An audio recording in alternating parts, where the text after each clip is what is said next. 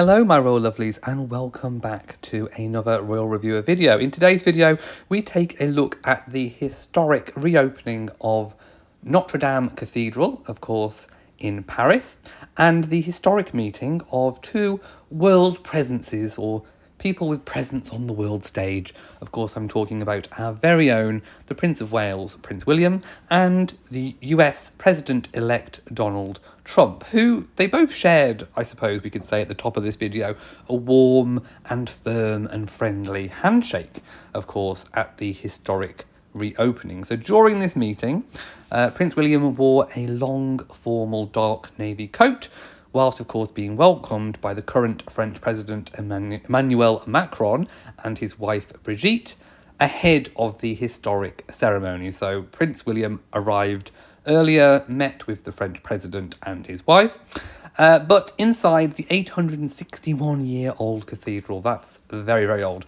I do believe that Westminster Abbey is even older, but less said about that the better.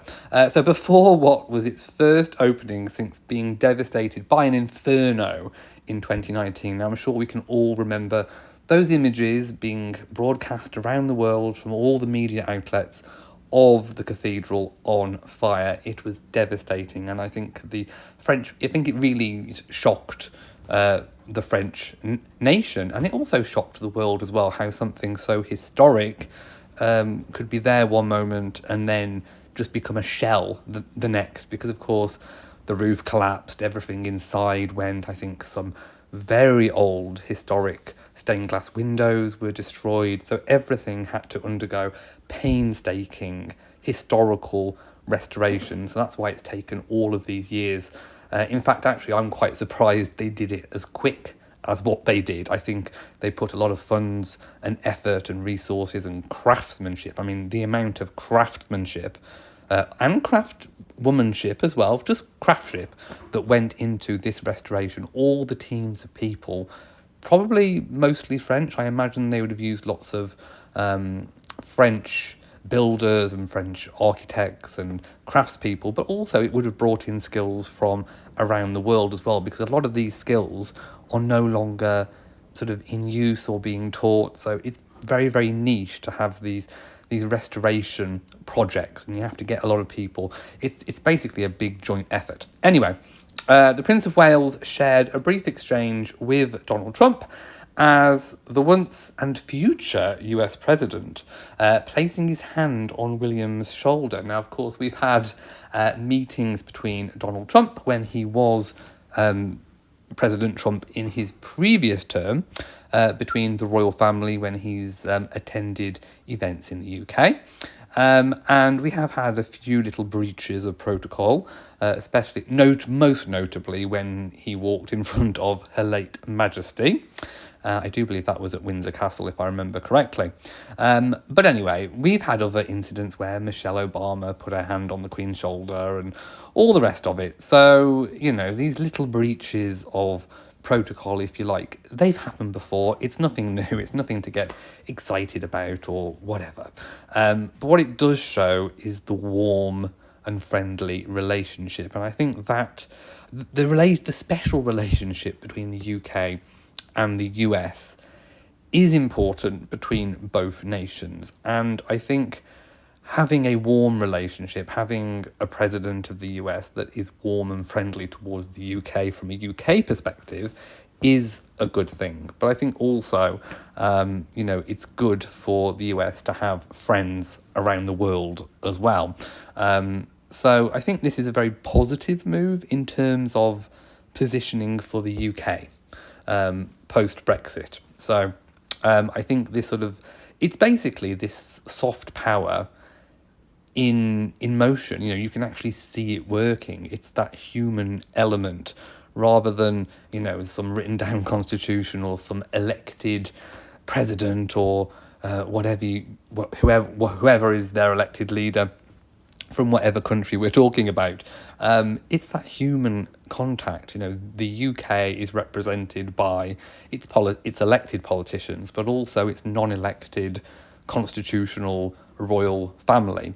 And of course, William is representing the monarchy, and it's that warm relationship, that human connection between people that can make all the difference. And that is what soft power is all about. So this video is not about whether or not anyone is a Donald Trump supporter or not. This is very much straight down the line of the American people, well, the United States population elected Donald Trump to be their president, and that is who the rest of the world is going to have to deal with regards to the USA for the next term, the next 4 years. So whether anyone likes it or not, I mean, I don't really care which camp you fall into. That doesn't bother me or concern me at all. From a UK perspective, I think it's really good that there is a president that seems to be, at this stage, favourable towards the UK. And I think, that potentially will come at a cost. There's always a trade-off, in these relationships, there's always give and take. So I think that will become more apparent when Donald Trump assumes his term. But anyway, let's get back to the event in hand.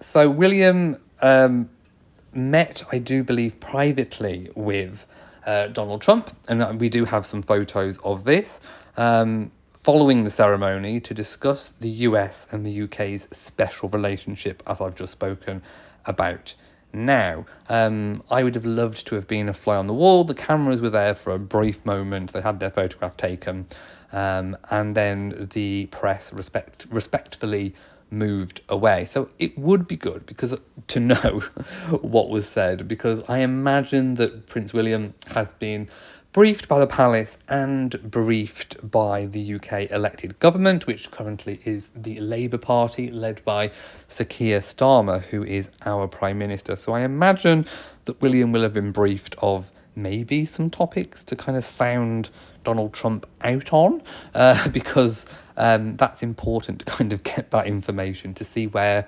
President-elect, I don't know if to call him President Trump or President-elect Trump at the moment, because he was President Trump, and former presidents are known as president first names, but yet now he's also president-elect. Whatever I call him, you know who I'm talking about. So, so it would be good, I think, for the UK to get off on a good footing with the new regime, I suppose, that's coming in. And I think it looks like William has played a bit of a blinder in that regard. So William, of course, travelled to France by the request of the government. So this is not a private visit. This is being paid for by the state. Well, his visit is being paid for by taxpayers. For the event to celebrate it cost £600 million.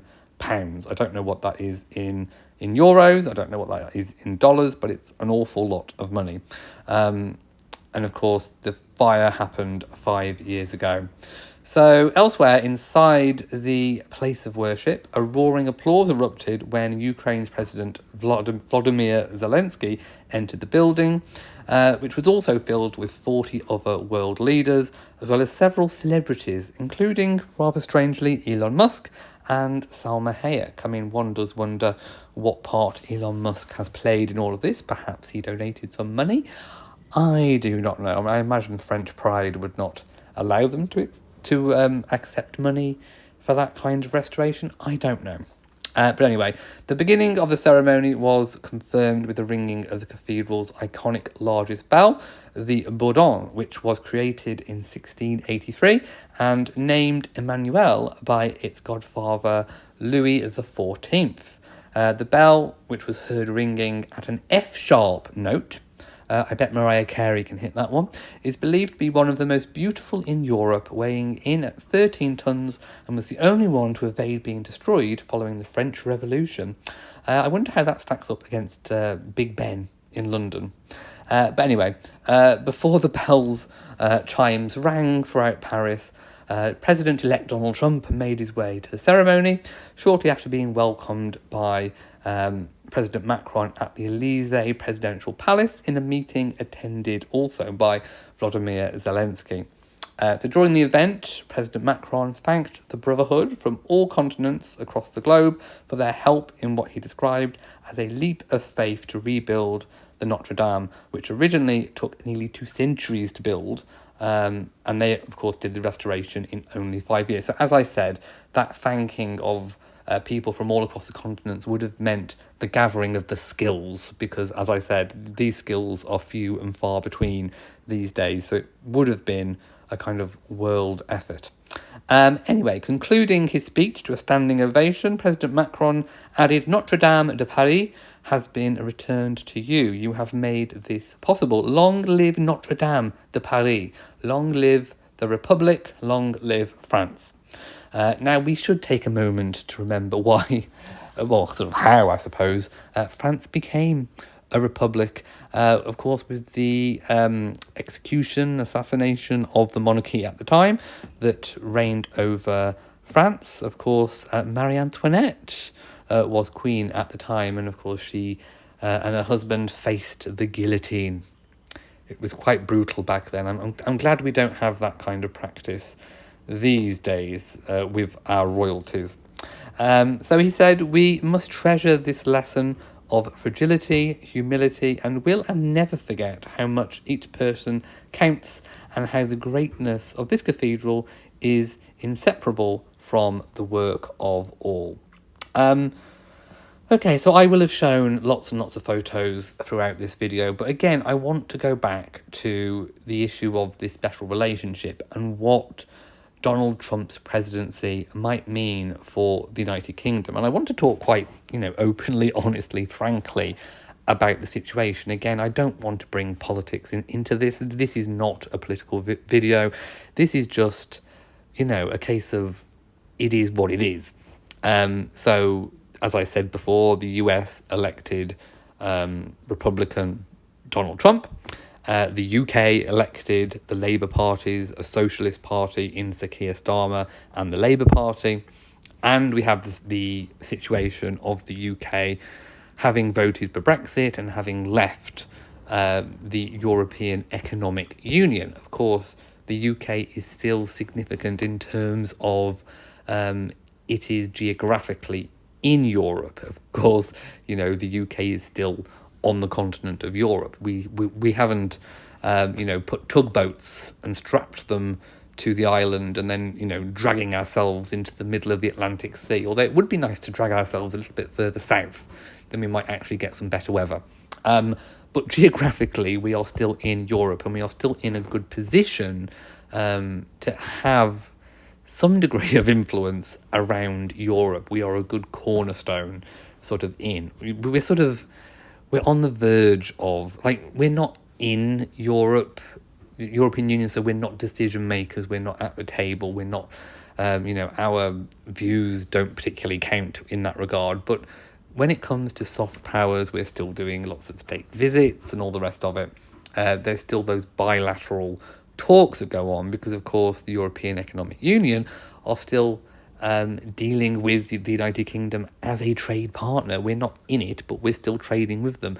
And of course, we're in the unique situation of being very much aligned still, I suppose, with how Europe does things. And of course, now it's our choosing whether or not we want to adopt any of their ways of doing things, any of their regulations. It's entirely up to us. And I think on the whole, we are still pretty much aligned. So, a good trade deal, a good relationship between the UK and the US, I think would be beneficial for both parties. And I think President Trump, being a businessman, can probably see that. And also we have the pressures of what's going on in Europe with Russia and Ukraine, which is why it's quite significant that Vladimir Zelensky was attending Notre Dame and meeting with world leaders like President-elect Donald Trump and, of course, influential figures like Prince William, the Prince of Wales, just to bring it back into royalty for a moment. So there's lots of pressures in Europe, and I think, this is my own personal opinion, but I think it would be a mistake for the USA to be completely isolationist. That was tried once before, was it in the 1920s? 30s, and it didn't do particularly well back then.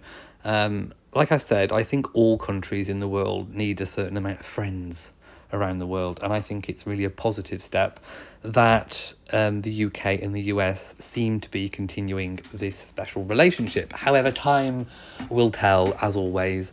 Royal watching is all about a little bit of speculation, but then waiting to see what actually happens. So it will be good to see how the British Labour Party, the current government, do interact with Donald Trump's Republican Party, because politically, I do believe they're not very aligned. So that will be incredibly interesting. But it'll also be interesting to see how that relationship between Donald Trump and the royal family play out as well. And whether or not there can be sort of differences between governments bridged by that personal element, that soft power of monarchy. It's all very interesting and it's all very fun to watch. So I can't wait. I really can't wait to see how this unfolds. Right. Thank you for watching this video. As I said, I've been talking about politics, but it's not a political video as such. I certainly don't think I've expressed any political persuasion in any way, shape or form. I've just been trying to speak matter-of-factly on it. The situation is what the situation is. And of course, both the US population and the UK population, because we both had elections in the same year, will in 5 years for the UK, in 4 years for the US, will both countries will be able to judge how our governments have done. And this is the beauty of being in a democracy. If we don't like what we've experienced, we can change our minds. If we do like what we've experienced, we can carry on with more of the same. So that is what it is like to be in, having freedom of choice and speech. Anyway, I'm off. I digress. So thank you for watching this video. If you've enjoyed it, please give it a big old thumbs up. Don't forget to share on social media, and of course do hit that bell so that you know whenever I upload a new video. So from me, mwah, to you all my lovies, and goodbye.